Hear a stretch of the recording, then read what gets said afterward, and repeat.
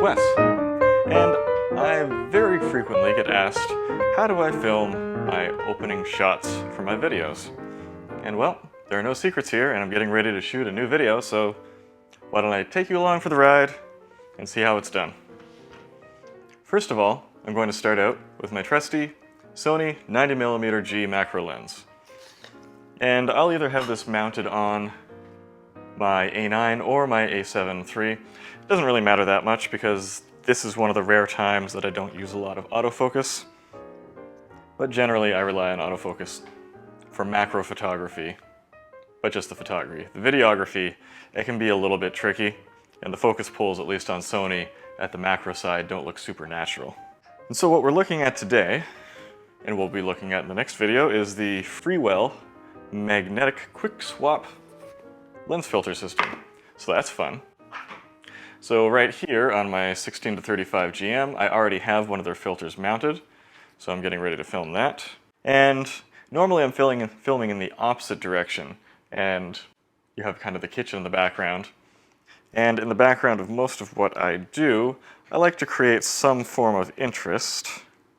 So I have dressed up my tripod camera with some LED lights, heading over to my monitor, just so that there's going to be something interesting in the background of the shot here. And what else are we using? I have the Bowling P1, and I have the Atom Cube RX1 from Pilotfly. These are going to be my main lights. A lot of the time I only use one light, sometimes I use two. I took the lens hood off of my 90mm lens because it's nice to have a little bit of lens flare action when you're doing this too. So, first of all, we're going to turn the lights down low so that we can control the amount of light coming in to our subject. Once I turn these lights up high, then my exposure can go down low enough that things are kind of black in the background for the most part.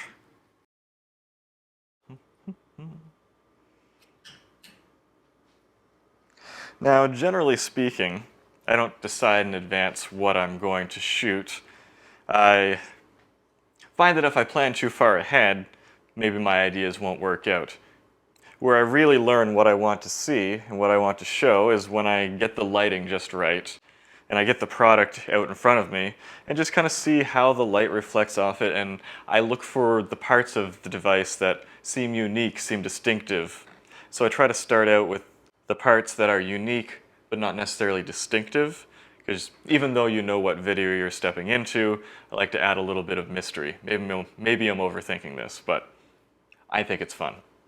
So we're going to look for the parts of the product that, even though this is very small, it will have some unique characteristics.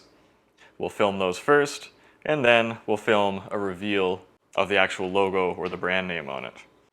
And yeah, so usually I'm not even using a gimbal or a stabilizer or a slider or anything like that. I'm just doing my thing, moving this back and forth on my cheap, newer carbon fiber tripod. I think this was $100. Has a reasonably smooth head. So I'm going to need to close down my aperture a little bit. There we go. So that we get a little bit more in focus here, because we're so close to the device. The nice thing about the Sony 90mm macro is it's one of the only E-mount lenses that actually has a linear manual focusing ring. So I can just turn this at whatever rate I want and get the focus movements that I actually desire. Now usually when I'm using the 90mm macro, I aim to use it between f3.5 and f5 because that's when the bokeh is the cleanest and the roundest.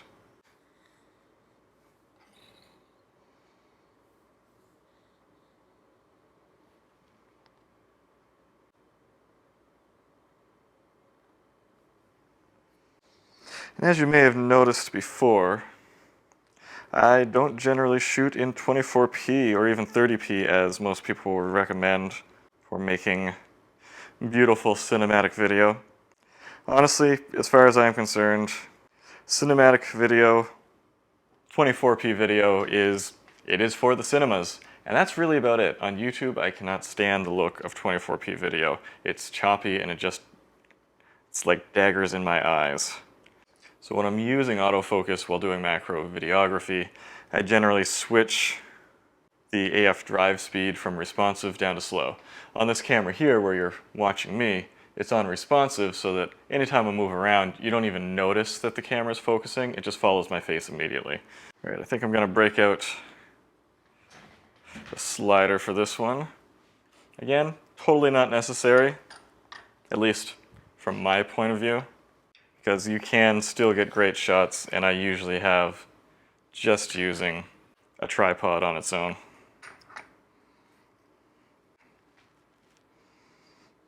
Why don't I mount this slider to a tripod, you might ask?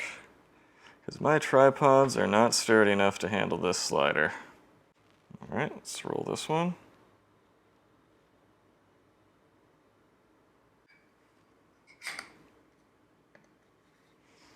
Let's do a horizontal slide right into the product. Now when you're using these oddly colored lights, it's good to keep your white balance locked. For photography, yeah, it's easy enough to use auto white balance because you're shooting in RAW. But what we're doing here is not RAW, so it's harder to change in post. Now one trick that I use is a lot of my shots are shot backwards. So I'll go into manual focus. I will frame up how I want my shot to end. All right, so I have my shot framed up. Then I'll start recording. And then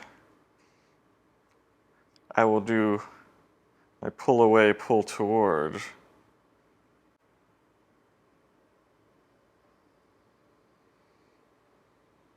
And so that way, it's easy for me to land where I need to. I just flip the clip, and it's going in the right direction.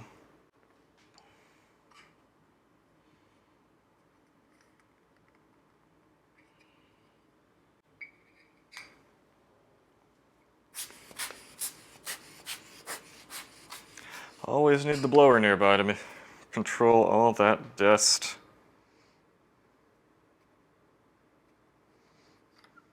Maybe we'll do a diagonal pass by.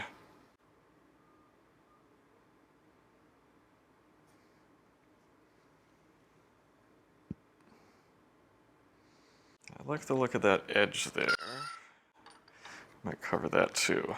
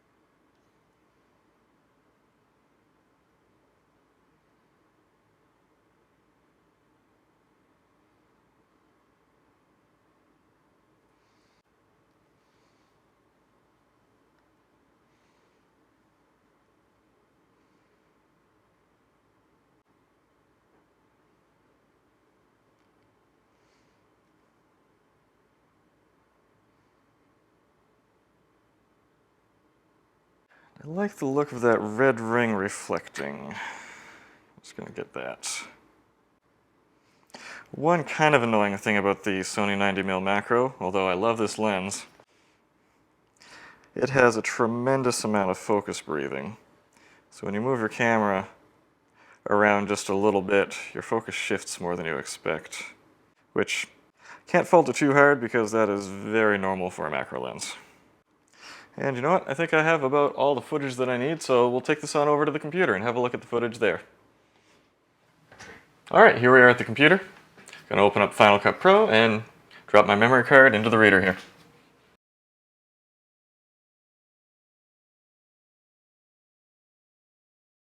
Alright, we'll pick our files off the card.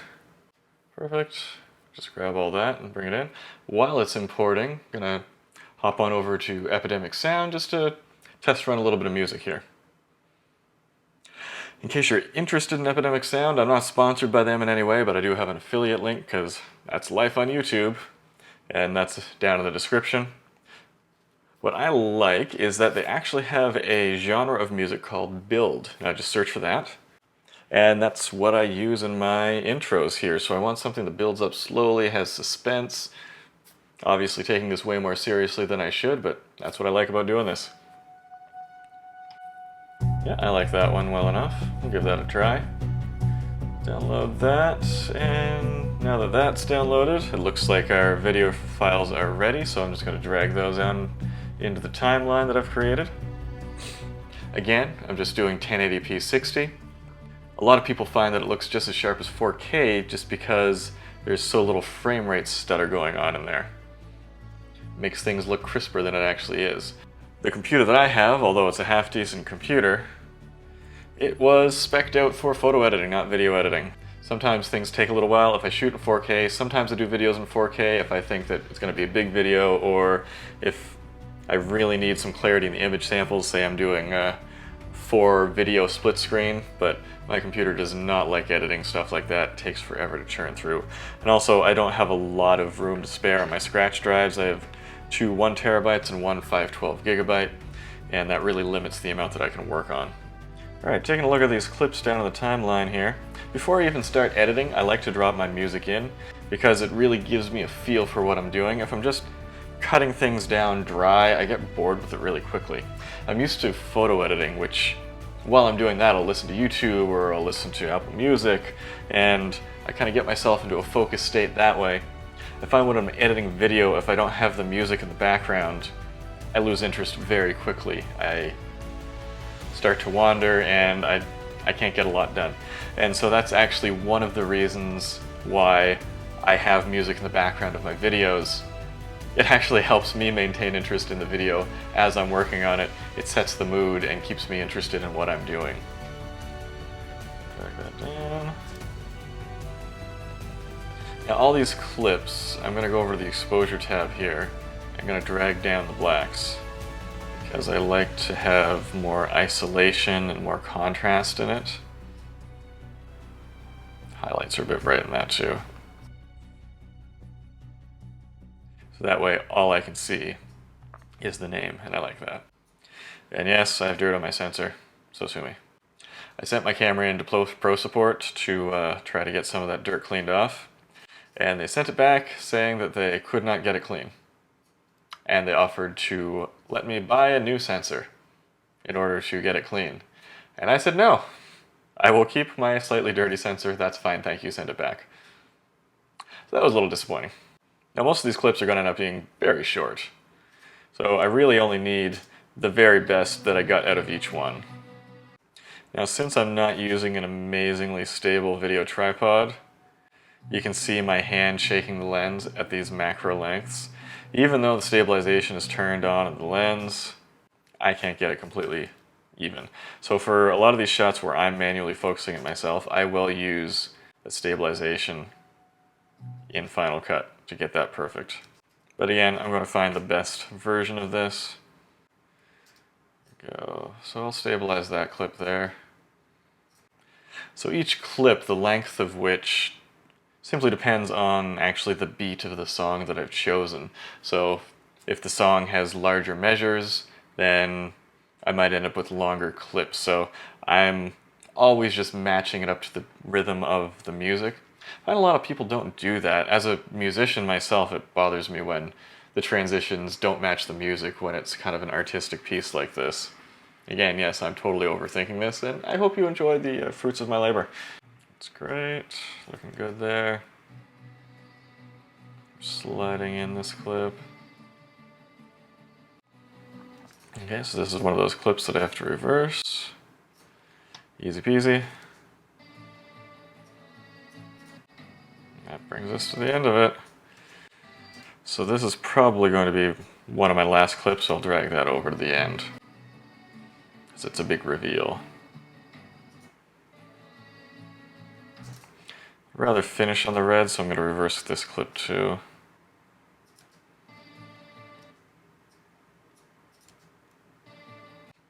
So although I'm letting the music dictate the rhythm of the overall composition of the video, I will cut down all my pieces into their best elements so that I actually know how much I have to work with.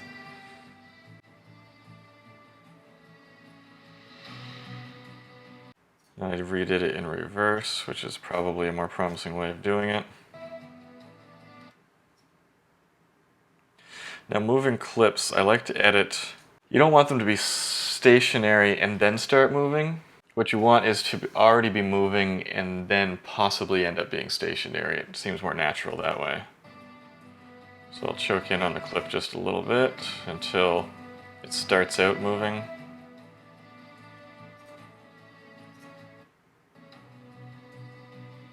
Stuttering a bit as my computer is getting a little behind.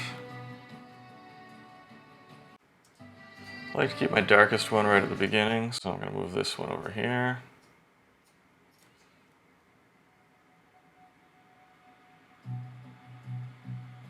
Just use the waveforms to line up my visuals here.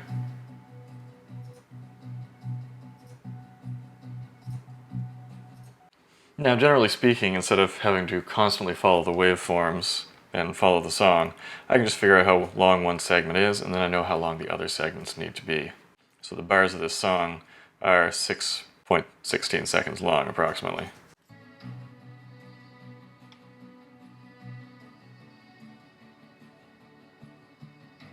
This track that I'm using is quite a bit longer than what I'm using up, and I didn't get to the really high part here. And I like to have that strong ending, so I'll actually take the track, cut it,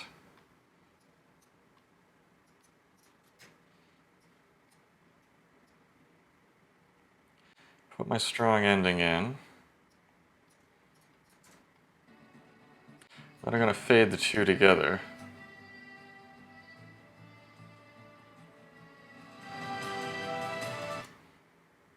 And once I hear where the two fit, I need to rise this one up in volume a little bit to match as it builds toward the end.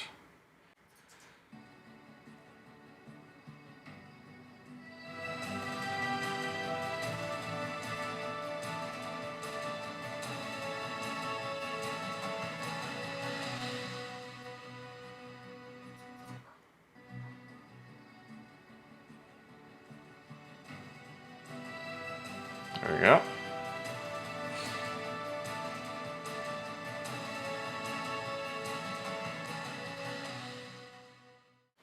And then that will cross dissolve into the video itself. So this is our final sequence. Let that render out a bit, and then we'll play it through at the end of a video for the first time. Let me know what you think. Let me know down in the comments what you think about my ridiculous process to create over-the-top intros for somewhat trivial things. Hey, it's what I like doing. So, until next time, watch this clip, and go take some photos.